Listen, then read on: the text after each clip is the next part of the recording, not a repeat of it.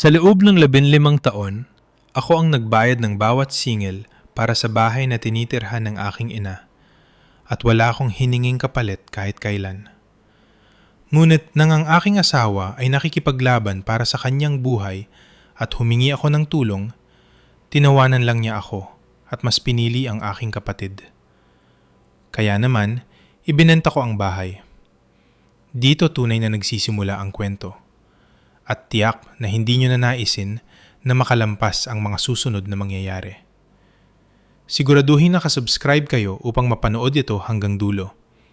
Lagi kaming mausisa, mula sa ang bahagi ng mundo kayo nanonood ngayon, ipaalam sa amin sa comment section. Ang tunog ng ventilator ay isang bagay na hinding-hindi mo malilimutan. Hindi lamang ito isang mechanical na huni at lagutok. Ito ang ritmo ng sarili mong pagkabalisa. Isang metronome na nagbibilang ng bawat segundo sa pagitan ng pag-asa at ganap na pagkagunaw ng mundo. Nakaupo ako sa plastik na upuan sa tabi ng kama. Ang aking katawan ay nakatupi sa isang posisyong hindi natural. Ang aking likod ay kumikirot dahil sa 48 oras ng matinding tensyon. Mukhang napakaliit ni Maria sa kamang iyon. Ang aking asawa, nakadalasang siyang nagpapasaya sa silid sa pamamagitan ng kanyang tawa, ay naging isang maputlang figura na lamang sa ilalim ng mga tubo at wire. Napakalakas ng aksidente sa sasakyan. Isang biglaang banggaan ng bakal at salamin na gumunaw sa aming tahimik na Martes ng gabi at nag-iwan sa kanya ng maraming bali at matinding pamamaga sa loob ng katawan. Ang mga doktor ay nagpahayag ng bahagyang pag-asa 1 oras ang nakalipas. Ngunit ang katotohanan ng mahabang paggaling ay nagsisimula ng pumasok sa aking isipan. 6 na buwan, sabi nila, marahil 1 taon, rehabilitasyon, patuloy na pangangalaga at ang mga bayarin. Kahit may insurance, ang mga dagdag na bayad at ang pagkawala ng kita ay magiging isang tsunami na tatama sa amin bago pa man muling makalakad si Maria. Tiningnan ko ang aking telepono. Ito na lamang ang tanging koneksyon ko sa mundo sa labas ng puting kahon na ito. Nanginginig ang aking mga kamay. Hindi dahil sa lamig, kundi dahil sa pagod na tila nanunuot na sa aking mga buto. Kailangan ko ng tulong. Hindi ko kailangan ng pera. May ipon kami ni Maria, bagaman mabilis itong mauubos. Kailangan ko ng presensya. Kailangan ko ng makakasama sa kanya upang makauwi ako para maligo o harapin ang mga ahente ng insurance o sumigaw lang sa una ng 10 minuto nang hindi tinatakot ang mga nurse. Iniscroll ko ang contact na may label na nanay. Si Imelda. Hindi ko pa siya tinatawagan. Napakabilis ng aksidente at sunod-sunod ang mga operasyon. Ngunit tiyak, para dito ang pamilya. Ito ang sandali kung saan ang lahat ng maliliit na tampo at distansya ay dapat maglaho. Pinindot ko ang call button at itinapat ang telepono sa aking tainga habang lumalabas sa pasilyo. Ang mga fluorescent na ilaw sa itaas ay humuhuni. Isang kulay dilaw na ingay na lalong nagpapasakit sa aking ulo. 4 na beses itong nagring. Akmang ibababa ko na. Iniisip na baka tulog pa siya. Bagaman 10:00 na ng umaga ng Sabado. Hello? Masigla ang kanyang boses. Tila walang iniisip. May mga ingay sa background. Tunog ng mga kubyertos at ingay ng maraming tao. Nasa isang brunch siya sa isang mamahaling restaurant sa BGC. Nay, pautal kong sabi. Hindi ko napagtanto kung gaano nakatuyo ang aking lalamunan hanggang sa sumubok akong magsalita. Nay, si Juan ito. Juan! Oh, hello anak. Parang ang pangit ng boses mo. Maayos ka lang ba? Naantala mong nakakatawang kwento na kinukwento ni Christina. Napapikit ako ng mariin. Isinasangdal ang aking noo sa malamig na pader ng ospital. Nay, makinig ka. Si Maria. Naaksidente siya sa sasakyan. Malala, Nay. Nasa ECU siya. Nagkaroon ng katahimikan sa kabilang linya. Sa isang segundo, akala ko ay naputol ang tawag. Diyos ko, sabi niya. Nagbago ang kanyang tono. Ngunit hindi ito ang takot o matinding pag-aalala na inaasahan ko. Ito ay ang magalang na pag-aalala na ibinibigay ng isang tao sa kapitbahay na nawalan ng pusa. Siya ba ay magiging maayos ba siya? Buhay siya, sabi ko, habang tuluyan ng pumatak ang aking mga luha, mainit at mahapdi. Pero mahaba ang tatahakin niya. Nay, mag-isa lang ako rito. 2 araw na akong diretsyong gising. Kailangan kong pumunta ka rito kahit ilang araw lang. Wala akong ibang mahihingian ng tulong habang ganito ang kalagayan niya. Naghintay ako para sa papunta na ako. Naghintay ako para sa saang ospital yan? Oh Juan, buntong hininga niya. Isang tunog na nagpapahiwatig na humihingi ako ng isang bagay na napakahirap gawin, tulad ng paglilipat ng isang piano. Alam mo, gusto kitang suportahan pero hindi ko talaga kaya ngayon. Napapikit ako, biglang tumigil ang luha dahil sa gulat. Ano? Anong ibig mong sabihin na hindi mo kaya? Well, may krisis si Christina, sabi ni Imelda. Ang kanyang boses ay bumaba sa isang tila seryosong bulong. Sobrang stress siya. Ang bunso niyang si Leo hindi nakapasa sa exclusive na preschool na gusto niya. Ang waitlist ay pagkahaba-haba. Sobrang lungkot niya, Juan. Talagang depressed. Nangako akong sasamahan ko siya ngayong linggo para tulungan siyang makahanap ng ibang opsyon. Nakatitig ako sa maduming sahig. Hindi ko maunawaan ang mga salitang lumalabas sa speaker. Nay, nasa ICU si Maria. Halos mamatay siya. At sinasabi mong hindi ka makakapunta dahil malungkot si Christina tungkol sa waitlist ng preschool? Hindi lang ito, basta waitlist, bulyaw ni Imelda. Naging matigas at depensibo ang kanyang tono. Ito ay tungkol sa kanyang mental health. Alam mong sensitibo si Christina. Kailangan niya ang kanyang ina ngayon. Ikaw naman ang laging matatag, Juan. May kakayaan ka. Mayroon kang magandang posisyon sa trabaho. May resources ka. Pero kailangan ako ni Christina. Nay, nakikiusap ako sa iyo. Bulong ko, ang aking boses ay nanginginig sa galit na hindi ko pa naramdaman kailanman. Anak mo ako at ang asawa ko ay durog sa kama ng ospital at nakikiusap ako sa iyo na tulungan mo ako. At ang sabi ko, hindi, sagot niya. Malinaw at pinal ang boses. Huwag kang maging makasarili, Juan. Hindi bagay sa iyo yan. Magpapadala na lang ako ng card para kay Maria. Na yon, kailangan ko nang ibaba ito. Inihahain na ng waiter ang aming pagkain. Naputol ang linya. Nakatayo lang ako doon sa pasilyo. Ang telepono ay nakadikit pa rin sa aking tainga. Nakikinig sa katahimikan kung saan dapat ay naroon ang pagmamahal ng isang ina. Ang pagtataksil na ito ay mas masakit pa kaysa sa takot sa aksidente. Para itong isang malamig at matalim na kutsilyong pinihit sa aking sikmura. Ang pagtataksil ay mas malala pa kaysa sa mismong diagnosis. Hindi ako agad bumalik sa silid. Hindi ko kaya. Nakaramdam ako ng pisikal na pagkakasakit, isang pagduduwal na walang kinalaman sa pagkain sa cafeteria, kundi sa usapang katatapos lang. Naglakad ako sa dulo ng koridor kung saan may malaking bintana na nakatanaw sa parking lot. Ang mundo sa labas ay patuloy sa paggalaw, na tila walang nangyari. Ang mga sasakyan ay pumarada. Ang mga tao ay naglalakad na may dalang bulaklak. Ang araw ay sumisikat sa kalsada. Parang isang insulto na hindi huminto ang mundo kahit na ang mundo ko ay gumuhuna. Huwag kang maging makasarili, Juan. Ang mga salitang yun ay umaalingaw-ngaw sa aking isipan, tumatalbog sa aking bungo na parang ligaw na bala. Makasarili. Isinandal ko ang aking ulo sa salamin. Ipinikit ko ang aking mga mata at bumukas ang talaan sa aking isipan. Ito ay isang mental spreadsheet na sinubukan kong balewalain sa loob ng maraming taon.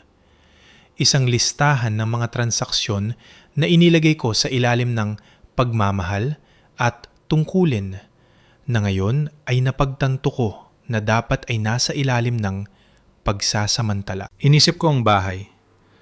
12 taon na ang nakalipas matapos pumanaw ang aking ama. Perpektong ginampanan ni Imelda ang papel ng isang kaawa-awang biyuda. Hindi raw niya kayang pamahalaan ang mga ari-arian. Hindi raw siya makatrabaho. Hindi raw niya kayang tumira sa isang apartment. Kailangan niya ang bahay ng pamilya. Ito ang kanyang santuwaryo. Ngunit hindi niya ito kayang bayaran. Ang kanyang pensyon ay kakarampot at hindi siya nakapag-ipon ng kahit isang kusing sa kanyang buhay. Mas piniling gastusin ang pera sa hitsura, mga hapunan, damit at mga regalo para kay Christina. Kaya naman pumasok ako. Ako ay 24 na taong gulang pa lamang noon. Nagsisimula pa lang sa aking karera sa corporate operations at kumikita ng maayos sa unang pagkakataon. Binili ko ang bahay. Binayaran ko ang utang na kinuha ng aking mga magulang. Inilagay ko ang titulo sa aking pangalan upang protektahan ang asset. Ngunit sinabi ko sa kanya, "Nay, diyan ka na tumira. Bayaran mo lang ang tubig at kuryente. Ako na ang bahala sa mortgage, amilyar at insurance. Bahay mo ito." Sa loob ng 15 taon, bawat buwan, 40,000 piso ang lumalabas sa aking bank account para sa bahay na iyon. Nag-compute ako sa aking isipan habang nakatitig sa isang pulang sasakyan sa baba. 40,000 piso bawat buwan. 12 buwan sa isang taon, sa loob ng 15 taon. Iyon ay mahigit sa 7.2 milyong piso. At hindi pa kasama rito ang mga emergency. Ang bagong bubong noong 2018, 250,000 piso. Ang pagpapalit ng aircon system, 150,000 piso. Ang oras na nangailangan si Christina ng sasakyan at umiyak si nanay sa akin hanggang sa pinahiram ko si Imelda ng 200,000 piso na hindi ko na muling nakita. Nagbayad ako ng halos 10 milyong piso para lamang may matirhan siya. Nagtrabaho ako ng 60 oras kada linggo, hindi nakasama sa mga bakasyon kasama si Maria, nagmaneho ng 10 taong gulang na Vios habang si Imelda ay nagmamaneho ng isang leased na Fortuner na ako ang tumulong mag-cosign. Lahat para lamang maging komportable siya. Lahat para hindi siya mag-alala. At nang humingi ako ng 3 araw ng kanyang panahon, 3 araw para maupo sa upuan at hawakan ng aking kamay, mas pinili niya ang brunch kasama si Christina. Nakaramdam ako ng panginginig sa aking bulsa. Isang text mula sa kanya. "Huwag ka sanang maging madrama tungkol dito, Juan. Maari kaming bumisita sa susunod na mga linggo kapag maayos na ang sitwasyon sa eskwelahan. Ipaabot mo ang aking pagmamahal kay Maria." Nakatitig ako sa screen. Lumabo ang aking paningin. Ang kapal ng muka ay nakakamangha. Halos kahanga-hanga kung gaano niya ako kinalimutan bilang tao. Para sa kanya, hindi ako anak. Isa akong ATM. Isa akong serbisyo publiko. Ako ang matatag na pundasyon na tinatapakan niya para marating ang kanyang paboritong anak. Itinago ko ang telepono at bumalik sa ICU. Nilampasan ko ang nurse station, ang tunog ng aking sapatos ay matatag at parang sa isang sundalo. Hindi na ako umiiyak. Ang kalungkutan ay naglaho na, tinupok ng isang maliwanag na galit. Pumasok ako sa silid ni Maria. Gising na siya. Ang kanyang mga mata ay medyo lito pa, tumingin sa akin. "Sinta," mahina niyang sabi sa likod ng mask. "Narito ako," sabi ko. Lumapit sa kanya at hinawakan ng kanyang kamay. Mainit ito. Narito siya. Siya ang aking pamilya. Ang babaeng nasa kamang ito ang tanging pamilya na mayroon ako. Tinawagan mo ba siya? Tanong niya. Alam niya kung gaano kakomplikado ang lahat. Alam niya kung gaano ko kagustong makuha ang pag-aproba ni nanay. Oo, mahina akong sabi. Hinahawi ang buhok sa kanyang no. Darating ba siya? Tiningnan ko siya at nagdesisyon ako sa sandaling yon na huwag siyang bigatin ng katotohanan ng kalupitan ni nanay. Hindi pa ngayon. Kailangan niyang gumaling. Hindi, sabi ko ng matatag ang boses. Hindi siya makakarating, pero magiging maayos tayo, Maria. Magiging maayos tayo. Umupo ako at binuksan ang aking laptop na dinala ko para makapagtrabaho ng remote. Ngunit hindi ko binuksan ang aking work email. Sa halip, binuksan ko ang isang folder na may label na Real Estate Assets.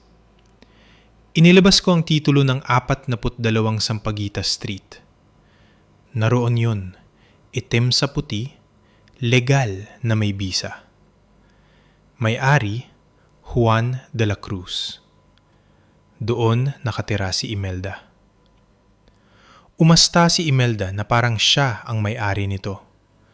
Nagdaos si Imelda ng mga party doon kung saan inangkin niya ang ganda ng landscaping na ako ang nagbayad. Ngunit nakalimutan niya ang isang mahalagang bagay. Isa lamang siyang panauhin. Isang panauhin na kakainsulto lang sa kanyang host sa pinakamasamang paraan. Upang maunawaan kung bakit winasak ako ng pagtataksil na ito, kailangan mong maunawaan ang dinamika na namayani sa buhay ko simula noong 5 taong gulang ako. Sa ecosystem ng aming pamilya, si Christina ang bihirang orchid na nangangailangan ng palagiang pag-aalaga, tamang humidity, at espesyal na lupa. Ako naman ang puno ng nara sa likod bahay. Matatag, hindi pinapansin, inaasahang makakayanan ang bawat bagyo ng walang reklamo, at paminsan-minsan ay tinatapyasan upang gawing panggatong para sa greenhouse ng orchid. Si Christina, na 2 taon ng bata sa akin, ay laging sensitibo. Yan ang salitang ginagamit ni Imelda. Kung bumagsak si Christina sa pagsusulit, dahil yon sa masama ang guro. Kung nag-resign si Christina sa trabaho pagkatapos ng 2 linggo, dahil yon sa toxic ang kapaligiran. Kung kailangan ni Christina ng pera, ito ay isang investment sa kanyang kinabukasan. Ako naman, sa kabilang banda, ay may kakayahan. Hindi kailangan ni Juan ng tulong, sasabihin ni Imelda sa aming mga kamag-anak tuwing Pasko. Parang makina si Juan, nagagawa niyang lahat. Hindi ito papuri. Isa itong dahilan upang pabayaan ako. Nang maging matanda na kami, ang mga papel na ito ay naging permanente na. Naging senior operations manager ako para sa isang logistics firm. Ang trabaho ko ay literal na mag-ayos ng problema, mag-streamline ng gulo, at gawin ang lahat para gumana ang mga bagay. Magaling ako rito. Malaki ang kinikita ko. Pinakasalan ko si Maria, isang architect na mabait at matatag. Bumuo kami ng isang buhay na tahimik at matagumpay. Si Christina naman ay isang creative.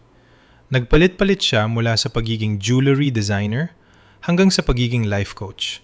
At pinakahuli ay lifestyle curator sa social media. Meron siyang 3 anak sa 2 magkaibang ama. At kasalukuyan siyang kasal sa isang lalaki na laging may malaking deal na malapit ng matapos. Ngunit laging nakakalimutan ang pitaka kapag bayaran na. At sinasamba siya ni Imelda. Nakikita ni Imelda ang kanyang sarili kay Christina. Pareho silang maganda, magulo, at talagang walang magagawa kung walang pera na ibang tao. Naging receptionist si Imelda noong kabataan niya. Ngunit pinakasalan niya ang aking ama, isang masipag na kontraktor, at agad na nag-retire sa buhay na puno ng mga luncheon at club na hindi niya naman kayang bayaran. Nang mamatay si tatay, ang katotohanan ng kanyang maliit na ipon ay dapat sanang tumama sa kanya. Ngunit pumasok ako. Ayaw kong mahirapan ang aking ina. Gusto kong maging mabuting anak. Gusto kong tumingin siya sa akin ng may parehong paghanga na ibinibigay niya kay Christina. Inisip ko na kung magsusulat lang ako ng sapat na tseke, kung ayusin ko ang sapat na mga problema, mamahalin din niya ako sa wakas. Naalala ko nung Pasko, 3 taon na ang nakalipas. Binilhan ko si Imelda ng bagong air conditioning system dahil nasira ang sa kanya. Nagkakahalaga ito ng 150,000 piso. Binalot ko ang resibo sa isang kahon na may note na para sa malamig na gabi. Nagmamahal, Juan. Binigyan siya ni Christina ng isang framed na tula na siya mismo ang sumulat. Nakaimprenta ito sa ordinaryong papel sa isang murang frame mula sa Divisoria. Umiyak si Imelda sa tula. Inilagay niya ito sa altar. Tiningnan niya ang aking kahon at sinabi, "Oh, practical gaya ng dati, Juan. Salamat." Iyon ang dinamika. Ako ang nagbayad para sa entablado, ang mga ilaw at ang teatro. At si Christina ang nakatayo sa spotlight habang tumatanggap ng palakpakan. Ngunit ngayon, ang kalaban sa buhay ko ay hindi na lang basta isang dinamika. Ito ay isang particular na tao na may particular na agenda. Si Imelda ay hindi lang basta pasibong kalahok. Aktibo niyang hinuhutot ang aking buhay. Nakaupo ako sa silid sa ospital Habang pinapanood si Maria na natutulog, at inisip ko ang hitsura ni Imelda noong huling beses ko siyang nakita. Siya ay 62, ngunit mukhang 50. Regular ang kanyang botox, na pahiwatig niyang dapat kong bayaran, ngunit tumanggi ako. Nagsuot siya ng mga designer na damit na regalo mula kay Christina, na binili gamit ang perang hiniram ni Christina sa akin, at minamaneho niya ang Fortuner na yun. Mayroon siyang paraan ng pagtingin sa akin. Isang bahagyang pag-ismid, isang critical na pag-scan mula ulo hanggang paa, na nagpaparamdam sa akin na tila 12 taong gulang ako na nakasuot ng maruming damit. Mukhang pagod ka na, Juan. Sasabihin niya, "Masyado ka nagtatrabaho. Dapat maging katulad ka ni Christina." Pinapahalagahan niya ang self-care. Self-care. Madaling pahalagahan ng self-care kapag ibang tao ang nagbabayad ng iyong bahay. Ang galit sa aking dibdib ay tumitigas na at nagiging malamig at mabigat na parang bato. Napagtanto ko na hindi lang mas gusto ni Imelda si Christina. Tinitingnan niya ako ng walang kaukulang respeto. Akala niya ay uto-uto ako. Akala niya ay isa akong walang hanggang balon ng pera na hindi matutuyo gaano man karami ang kunin niya o gaano man kapangit ang itrato niya sa akin. Malapit na niyang malaman na kahit ang pinakamatatag na puno ng nara ay natutumba rin sa huli. At kapag nangyari yon, madadamay ang lahat ng nasa paligid nito. Hindi ako agad kumilos. Isa akong operations manager. Hindi ako gumagalaw base sa bugso ng damdamin. Gumagalaw ako base sa data, strategiya, at execution. Sa susunod na 4 na araw, nanirahan ako sa silid na yon sa ospital. Nagtrabaho ako sa aking laptop habang natutulog si Maria. Tumanggap ako ng mga conference call sa pasilyo. Pinunasan ko ang kanyang muka ng malamig na bimpo nang tumaas ang kanyang lagnat. Pagod na ako. Nabubuhay na lang sa kape at adrenaline. Ngunit ang aking isip ay mas matalas kaysa dati. Sa loob ng 4 na araw na yon, hindi man lang tumawag si Imelda, kahit isang beses. Nag-text si Christina noong Martes. "Nabalitaan ko ang tungkol kay Maria. Sayang naman. Sana okay siya. Sabi ni nanay, stressed ka raw. Huwag kalimutang huminga." Sayang naman? Ang likod ng asawa ko ay nilagyan ng mga titanium rod at sayang naman lang ang masasabi niya. Nung Miyerkules, inilipat si Maria mula sa ICU patungo sa isang regular na silid. Ang panganib ng kamatayan ay lumipas na, pinalitan ng mabigat na katotohanan ng mga bayarin. Ang rehabilitation center na kailangan niya ay napakamahal. Ang gastos ay aabot ng halos 300,000 piso bawat buwan para sa espesyal na pangangalaga na kailangan niya upang muling makalakad ng maayos. Nakipag-usap ako sa aming financial planner sa isang Zoom call habang tinitingnan ang aming mga asset. Maayos pa kami sa ngayon, ngunit 6 na buwan nito ay mauubos ang aming ipon. Kailangan naming galawin ang aming retirement funds. Maliban na lang kung, sabi ng planner, meron ka bang ibang non-liquid assets na pwedeng magamit? Tiningnan ko ang spreadsheet. Napunta ang aking mga mata sa isang item. Investment property, 42 Sampaguita Street. Estimated value, 15 milyong piso. Mainit ang merkado ngayon. Hindi ito isang investment property. Ito ang bahay ng aking ina. Ngunit sa papel, ito ay isang tumpok ng pera na tinitirhan ng isang babae na hindi man lang nag-abalang bumisita sa kanyang manugang. Juan? Tanong ng planner. Meron, dahan-dahan kong sabi. Meron akong property. Bayad na ito ng buo, walang utang. Well, sabi niya, Ang pagbebenta niyan ang agad nare-resolba sa lahat ng iyong problema sa cash. Mababayaran mo ang pinakamagandang rehab center sa bansa at may matitira pa kayong buffer. Isinara ko ang laptop. Kailangan kong maniguro. Kailangan kong bigyan siya ng huling pagkakataon. Isa itong pagsubok sa palagay ko. Isang huling desperadong pag-asa na mayroon pang ina sa loob ng babaeng iyon. Tinawagan ko siya ng gabing yun. Nay, sabi ko. Juan, tatawagan pa lang sana kita. Pagsisinungaling niya. Kamusta si Mario? Maria? Pagtatama ko, matigas ang boses. Maria ang pangalan niya. Maria? Oh, kamusta siya? Ililipat na siya sa rehab sa lalong madaling panahon. Magiging mahal ito, Nay. Sobrang mahal. Tinitingnan ko ang aming pananalapi at magiging mahigpit ang lahat. Oh, pera? Kutsang sabi niya. Lagi ka na lang nag-aalala sa pera. Marami ka namang pera. Meron kang malaking trabaho. Malaki rin ang mga babayarin ko ngayon, sabi ko.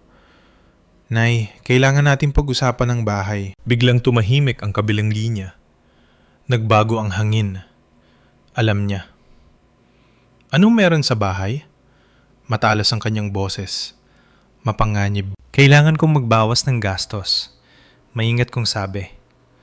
Hindi ko na kayang bayaran ng amilyar, insurance, at maintenance sa Sampaguita habang binabayaran ng pangangalaga ni Maria. Kailangan mong magsimulang mag-contribute, marahil ay upa o kahit man lang ang kuryente, tubig at amilyar. Upa? Tili niya. Gusto mong singilin ng upa ang sarili mong ina pagkatapos ng lahat ng ginawa ko para sa iyo? Lahat ng ginawa mo para sa akin? Tanong ko ng may tunay na kuryosidad. Nay, binayaran ko ang bahay na yon sa loob ng 15 taon. Humihingi lang ako ng tulong ngayon dahil nasa crisis kami. Naka-fixed income lang ako, Juan. Alam mo yan? Kailangan ako ni Christina ngayon. Hindi kita mabibigyan ng pera. Dapat mo akong alagaan. Yan ang usapan nung binili mo ang lugar na yun. Walang usapan, sabi ko. Lumalakas ang aking boses. Isang kabutihang loob lang yun. At ngayon, kailangan ko ng kabutihan bilang kapalit. Inaabuso mo ako, sigaw niya. Financial abuse. Iyan ang ginagawa mo.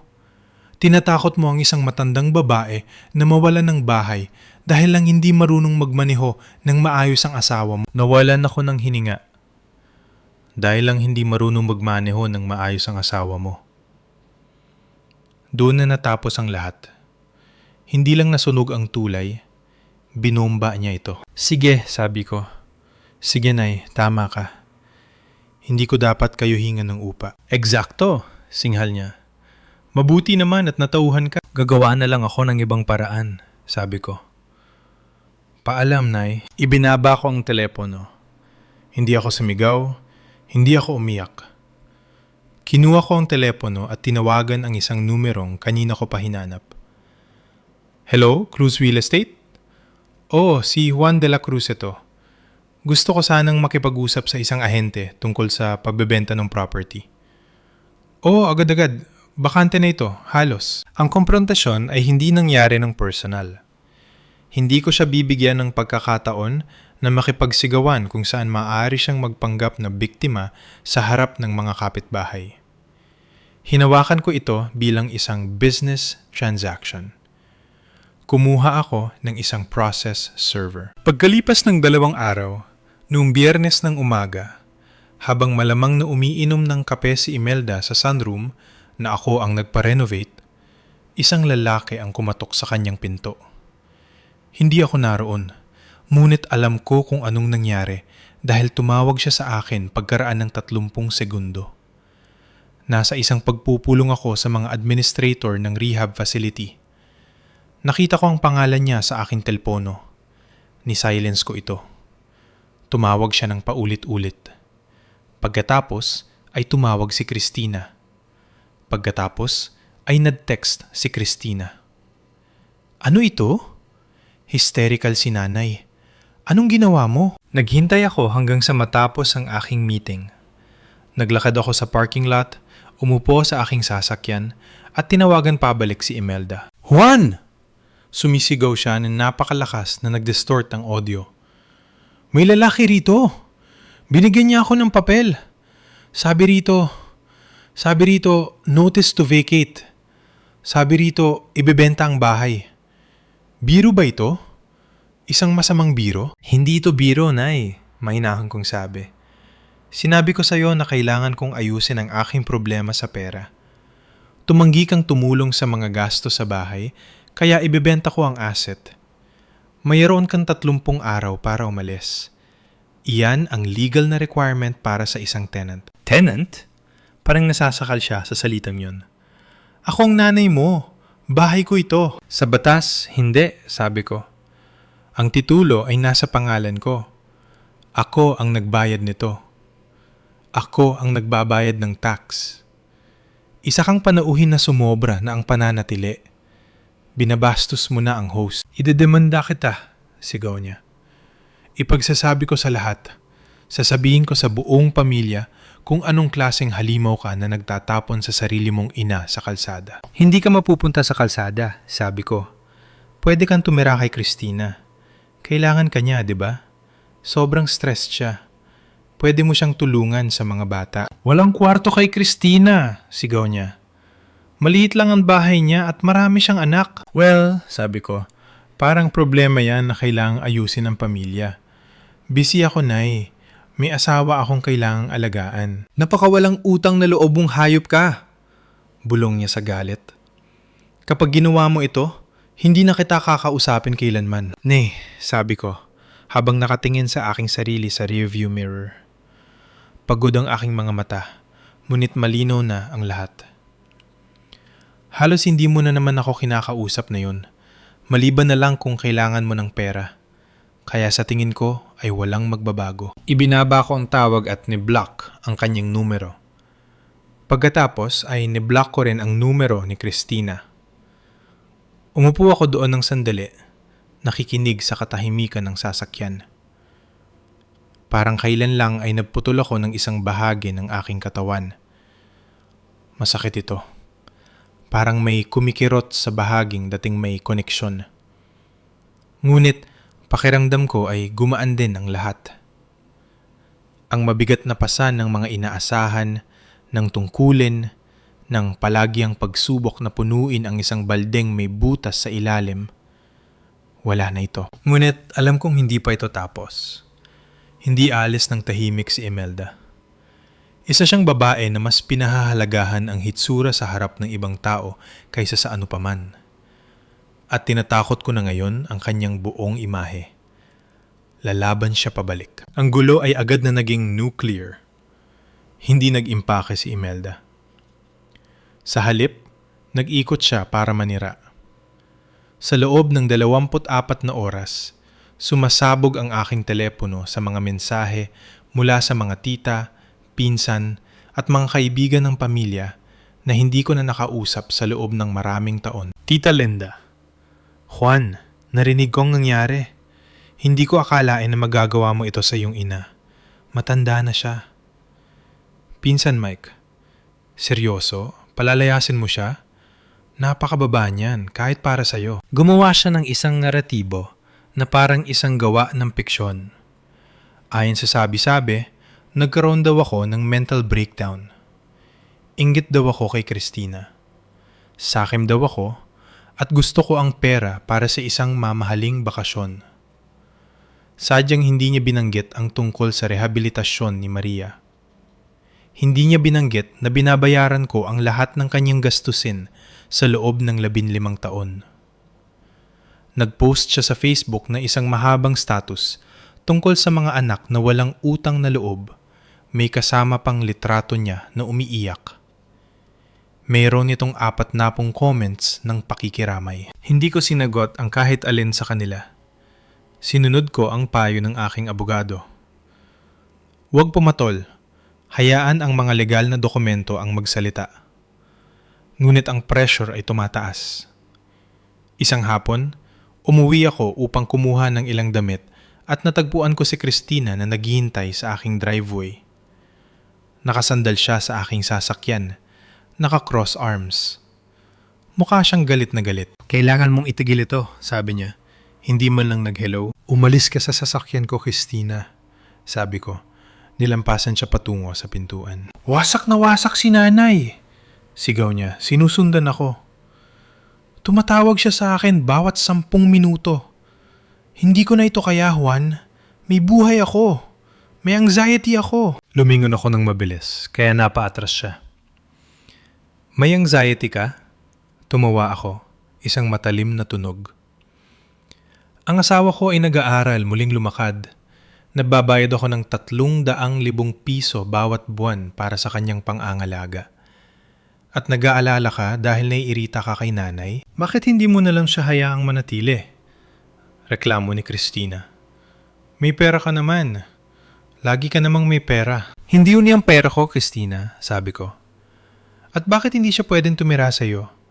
Meron kang guest room. Meron kang basement. Yoga studio ko yon, tili ni Christina, na parang iminumungkahi ko na matulog ang nanay sa kanal. At ayaw siya ni Ken doon. Masyado siyang, alam mo na Juan, kung paano siya. Nakatitig ako sa kanya. So, linuwin natin ito.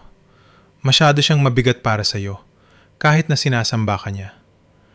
Pero inaasahan mo na magbabayad ako ng 10 milyong piso para patirahin siya habang tinatrato niya ako na parang basura? Sa ideal na mundo, oo, sabi ni Christina nang walang halong biro. Dahil iyan ang papel mo. Ikaw ang tagapaglaan. Hindi na yon, sabi ko. Nag-resign na ako sa papel na yan. Bakante na ang posisyon. Kung itutuloy mo ito, sabi ni Christina habang naniningkit ang mga mata. Sabi ni nanay, idedemanda ka raw niya para sa, ano bang tawag doon? Squatters' rights? Natawa talaga ako. Subukan niya. May mga resibo ako, Christina. Meron akong 15 taon ng bank transfers, Amelia records, at mga email kung saan kinikilala niya na akin ang bahay. Hayaan mo siyang magdemanda. Mauubos lang ang natitirang pera niya. Halimaw ka, dura ni Christina. Hindi, sabi ko. Binubuksan ng pinto. Pagod lang ako at tapos na ako. Ipinagsara ko siya ng pinto sa harap ng kanyang muka. Ngunit tama si Christina sa isang bagay. Hindi aalis si Imelda. Lumilipas ang 30 araw at sinabi sa akin ng realtor na ayaw magpapasok ni Imelda ng mga bibili. Pinalitan niya ang mga lock. Naglagay siya ng karatula sa bakuran na not for sale. Akala niya kung gagawin niyang mahirap ang lahat, susuko ako. Akala niya ako pa rin ang batang lalaki na gusto lang mahalin ng kanyang nanay. Hindi niya napagtanto na ang batang yun ay namatay na sa pasilyo ng ospital noong pinili ni Imelda ang branch kaysa sa hirap ng kanyang anak. Tinawagan ko ang aking abogado. Hinaharang niya ang bentahan. Pinalitan niya ang mga lock. Sige, sabi niya. Maari tayong mag-hain ng emergency eviction order base sa property damage at obstruction. Pero agresibo ito. Gawin mo, sabi ko. at ipadala ang mga pulis at barangay. Hindi na ako nakikipaglaro. Idedemanda ko siya. Ang pagpapalayas ay hindi naging tahimik. Naging isang palabas ito. Umaasa ako, marahil ay sa isang inosenteng paraan, na ang banta ng pulis ay sapat na upang mag-impake si Imelda at umalis ng may kaunting dignidad. Dapat ay alam ko na ang mangyayari. Walang dignidad si Imelda. Mas gusto niya ang drama. 9:09 ng umaga ng Martes. Ang subdivision, isang tahimik na lugar kung saan ipinagmamalaki ng mga tao ang kanilang magagandang hardin, ay nanonood. Nakatayo ako sa tabi ng aking sasakyan. Nanonood habang ang patrol car ng pulis ay pumarada sa gilid ng kalsada. Kasama ko ang aking abogado at isang locksmith. Tumangging lumabas si Imelda. Ang deadline ay lumipas na noong hating gabi. Naglakad ako sa driveway. Nararamdaman ko ang isang kakaibang pakiramdam na parang nanonood ako ng pelikula ng buhay ng ibang tao. Hindi ito bahay ng aking ina. Isa lamang itong gusali, isang koleksyon ng kahoy at semento kung saan ibinuhos ko ang aking mga ipon. Ang pulis ay kumatok sa pinto. "Ginang, Imelda de la Cruz, ito po ang kapulisan. Mayroon kaming court order para sa pagbawi ng property." Katahimikan. Pagkatapos ay ang tunog ng isang mabigat na bagay na kinaladkad sa tapat ng pinto. Binabarikada niya ang kanyang sarili. "Ginang, de la Cruz," tawag muli ng pulis ng mas malakas. "Pakibukas ang pinto o mapipilitan kaming pumasok ng puwersahan." "Umalis kayo!" sigaw ni Imelda mula sa loob. Muffled pero sapat na para marinig ng mga kapitbahay na nasa kalsada na at may hawak na tasa ng kape. "Bahay ko ito! Magnanakaw ang anak ko! Tulong, pulis!" "Ma'am, ako po ang pulis." Buntong hininga ng opisyal. Tumango siya sa locksmith. Habang umiingay ang drill, isang kulay pilak na SUV ang huminto sa gilid ng kalsada. Si Tita Linda yon. Kasunod ang sasakyan ni Christina. Tinawagan ni Imelda ang kanyang mga backup. Sumugod si Linda sa driveway. "Juan, itigil mo ito agad. Nawawala ka na ba sa sarili mo? Palalayasin mong sarili mong ina kasamang pulis? Ang buong pamilya ay nadidiri sa'yo." Si Christina ay nasa likod niya, mukhang hindi galit kundi mas natataranta. Ang kanyang mga mata ay patingin-tingin sa paligid para makita kung sinong nanonood. "Juan, seryoso, nakakahiya ito. Nakatingin ang lahat." "Mabuti," sabi ko. Ang aking boses ay pumutol sa hangin. "Hayaan silang tumingin." "Wala kang puso!" dura ni Linda. Itinuturo ang daliri sa aking muka. "Ibinigay sa'yo ng ina mo ang lahat at itatapon mo siya na parang basura dahil sakim ka." Dukot ko ang isang makapal na itim na folder mula sa aking bag. Hindi ako pumunta rito nang walang dala. Ito ang talaan. Bawat bank transfer, bawat mortgage payment, bawat bayad sa repair, bawat pautang kay Christina, bawat text message kung saan humihingi si Imelda ng cash. "Linda," sabi ko, iniaabot ang folder. "Sinasabi mong ibinigay niya sa akin ang lahat? Narito ang record ng huling 15 taon. Nagbayad ako ng mahigit 7 milyong piso para sa bahay na ito. Binayaran ko ang bubong, ang kotse, ang aircon. Binuklat ko ang folder sa isang pahina. Isang printout ng text thread noong nakaraang taon kung saan tinawag ni Imelda si Linda na pakialamerang chismosa habang humihingi sa akin ng pera para pambili ng regalo sa birthday ni Linda. "Basahin mo," sabi ko. Idinidikit ang folder sa dibdib ni Linda. Agad niya itong kinuha. "Ayaw kong makita ang mga kasinungalingan mo," pautal na sabi ni Linda. Pero ang kanyang mga mata ay nagsisimula na sa pagbabasa. "Hindi yan kasinungalingan, math yan," sabi ko ng malamig. Humingi ako ng tulong sa kanya ng isang beses lang nung nasa ICU si Maria. Isang beses lang. Tumanggi siya dahil nakikipag-brunch siya kay Christina. Kaya ang Bank of One ay sarado na. Sa sandaling ngayon, bumukas ang lock. Bumukas ang pinto. Nakatayo si Imelda sa foyer. Mukha siyang baliw. Nakasuot siya ng silk robe, magulo ang buhok, at may hawak na porcelain vase na parang ihahagis niya ito. "Ikaw!" sigaw niya sa akin. "Demonyo ka!" Huminto ang pulis sa harap ko. "Ma'am, ibaba ang vase. Meron kayong 5 minuto para kumuha ng mahahalagang gamit at umalis sa lugar na ito. Ang natitira ay pwedeng kunin ng moving company mamaya." Binitawan ni Imelda ang vase. Hindi ito nabasag. Bumagsak lang sa carpet. Tumingin siya lagpas sa pulis, lagpas sa akin, at tumingin kay Christina. "Christina!" hagulgol niya. Iniaabot ang kanyang mga kamay. "Christina, sabihin mo sa kanila. Sabihin mo na sasama ako sa'yo. Sabihin mo sa halimaw na ito na may matutuluyan ako." Ang katahimikan na sumunod ay nakakabingi, kahit ang mga ibon ay tila huminto sa pag-awit. Ang lahat ng mata ay lumingon kay Christina. Ang aking kapatid, ang paboritong anak, ang nakatanggap ng lahat ng pagmamahal at malaking bahagi ng aking pera sa pamamagitan ni Imelda. Inayos ni Christina ang kanyang pagkakatayo. Hawak-hawak ang kanyang mamahaling bag. Tumingin siya kay Imelda pagkatapos sa kanyang sasakyan. Pagkatapos sa mga kapitbahay na nanonood. "Nay," sabi ni Christina. Ang boses ay mataas at manipis. Hindi ko kaya." Nanigas si Imelda. "Ano? Hindi kita pwedeng patirahin sa amin," sabi ni Christina umaatras. "Sabi ni Ken ayaw niya at maliit lang ang bahay.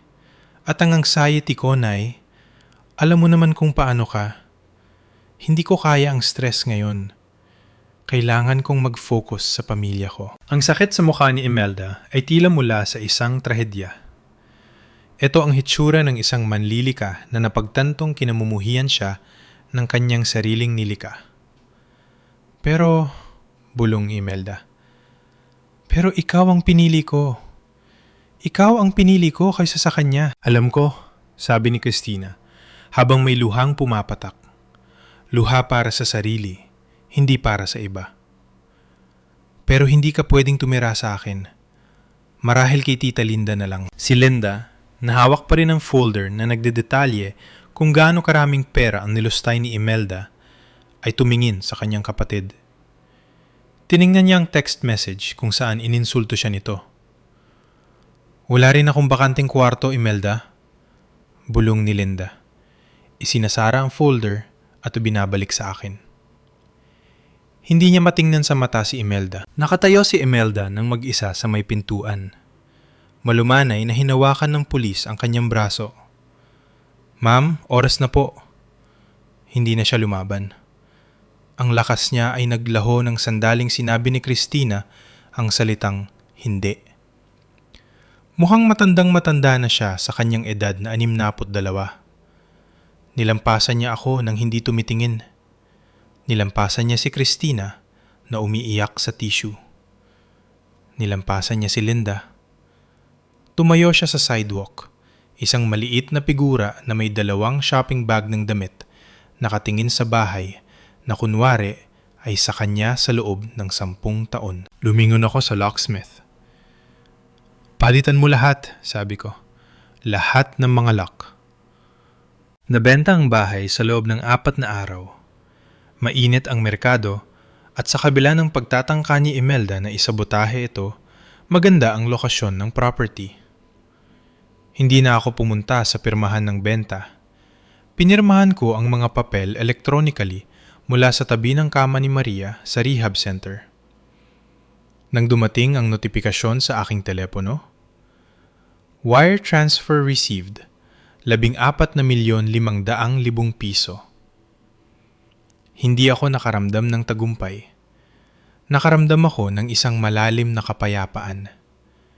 Ito ang pakiramdam ng pagbababa ng isang napakabigat na backpack na hindi mo na malayang pasan-pasan mo pala sa loob ng 20 taon. Binayaran namin ng buo ang rehab center para sa 6 na buwang gamutan. Binayaran namin ang sarili naming utang sa bahay. Ang natitira ay inilagay namin sa isang trust fund para sa aming mga magiging anak. Umuwi si Maria makalipas ang 3 buwan. Naglakad siya papasok sa aming pinto gamit ang tungkod, dahan-dahan, pero nakakalakad na siya. Nang gabing umuwi siya, naupo kami sa aming likod bahay habang pinapanood ang mga alitap-tap. Kami lang dalawa. Walang drama, walang hingi, walang teleponong nagri-ring para sa guilt trip. Namimiss mo ba sila? Tanong ni Maria sa akin, hinahawakan ang aking kamay. Inisip ko ito. Inisip ko ang katahimikan ng aking telepono. Inisip ko ang kawalan ng panic attack tuwing makakakita ako ng notifikasyon mula kay nanay. Namimiss ko ang ina na sana ay mayroon ako. Mahina kong sabi. Hindi ko namimiss ang ina na mayroon ako. Nabalitaan namin mula kay Tita Linda Na paminsan-minsan ay nagpapadala ng email ng update. Naging pangit ang lahat. Tumira si Imelda sa isang murang motel sa loob ng 1 linggo. Inubos ang kanyang maliit na ipon. Nang maubos ang pera, pumunta siya sa pinto ni Christina, dala ang mga maleta. Sumisigaw na wala na siyang mapuntahan. Tinawagin ni Christina ang pulis para paalisin ang sarili niyang ina. Hindi nakaligtas sa akin ang irony nito. Sa huli, kinailangang lumipat ni Imelda sa malayong probinsya para tumira sa isang malayong pinsan na nangangailangan ng tagapag-alaga sa bahay. Sa madaling salita, nagtatrabaho siya bilang katulong kapalit ng matutuluyan. Ang babaeng tumangging magtrabaho na nandidiri sa akin dahil sa sobrang pagtatrabaho ay naglalaban na ngayon sa Bulacan. Nagiwalay si Christina at ang kanyang asawa makalipas ang 6 na buwan. Dahil wala na si Imelda para mag-alaga ng mga bata ng lebre at konsintihin ang kanyang mga ilusyon, nagkawatak-watak ang kanyang perpektong buhay. Sinubukan niyang mag-reach out sa akin ng 1 beses, humihingi ng pautang para sa isang apartment. Hindi ako sumagot. Ni-block ko lang ang bagong numero. Napagtanto ko noon na hindi lang pala ang aking ina ang pinalayas ko sa bahay. Pinalayas ko ang isang toxic na sistema mula sa aking buhay. Itinigil ko na ang pagganap sa papel na itinakda nila para sa akin. Hindi ako ATM. Hindi ako taga-ayos ng gulo. Hindi ako ang matatag na puno ng nara na naroon lamang upang putulin para sa kanilang ikagiginhawa. Ako si Juan. Ako ay asawa ng isang babaeng nagmamahal sa akin. Ako ay isang propesyonal na magaling sa aking trabaho. At sa unang pagkakataon sa aking buhay, ako ay malaya. Ang hustisya ay hindi dumating sa pamamagitan ng tunog ng martilyo ng hukom. Dumating ito sa mga tahimik na umaga kung saan umiinom ako ng kape ng may kapayapaan. Alam na ang lahat ng pag-aari ko at ang lahat ng pagkatao ko ay akin lamang.